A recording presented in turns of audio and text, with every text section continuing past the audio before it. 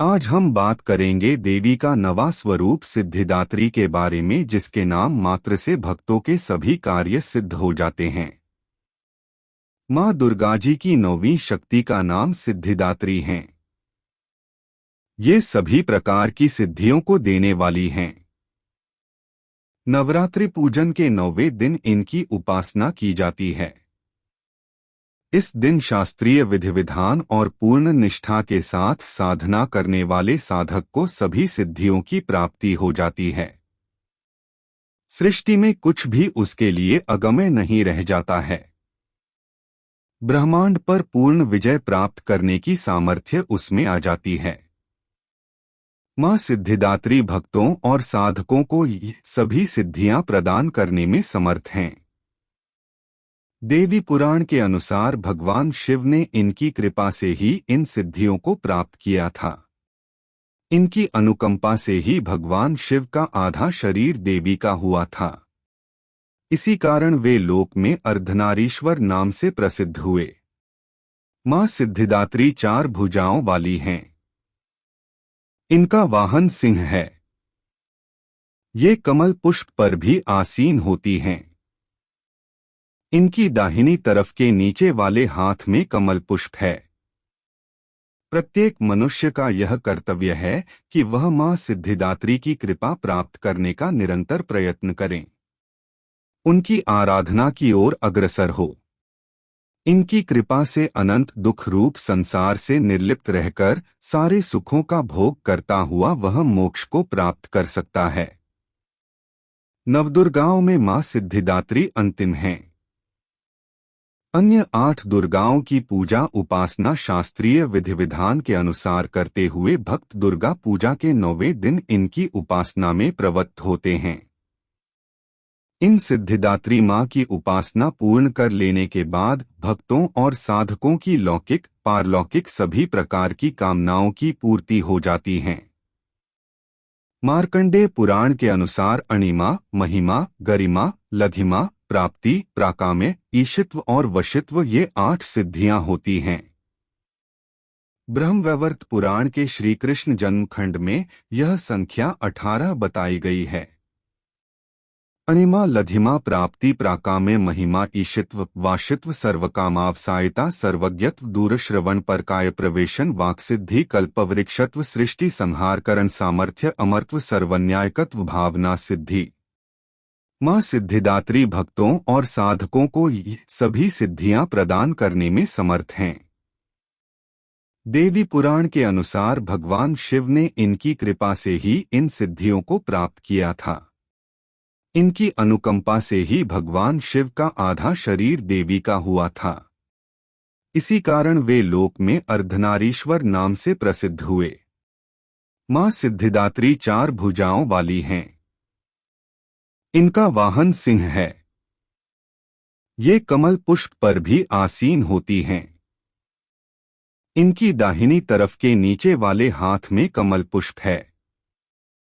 प्रत्येक मनुष्य का यह कर्तव्य है कि वह मां सिद्धिदात्री की कृपा प्राप्त करने का निरंतर प्रयत्न करें, उनकी आराधना की ओर अग्रसर हो।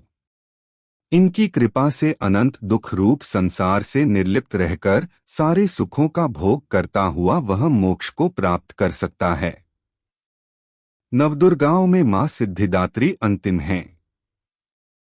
अन्य 8 दुर्गाओं की पूजा उपासना शास्त्रीय विधि विधान के अनुसार करते हुए भक्त दुर्गा पूजा के 9वें दिन इनकी उपासना में प्रवृत्त होते हैं।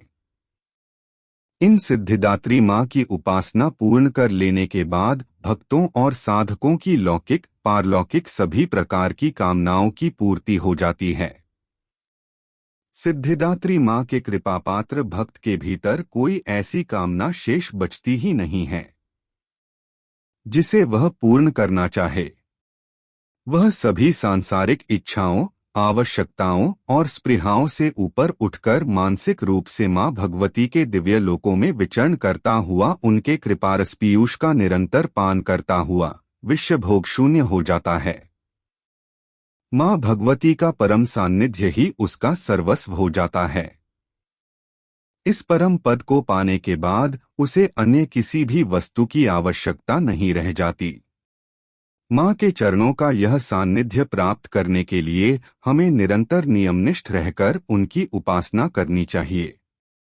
माँ भगवती का स्मरण, ध्यान, पूजन हमें इस संसार की असारता का बोध कराते हुए वास्तविक परम शांतिदायक अमृत पद की ओर ले जाने वाला है।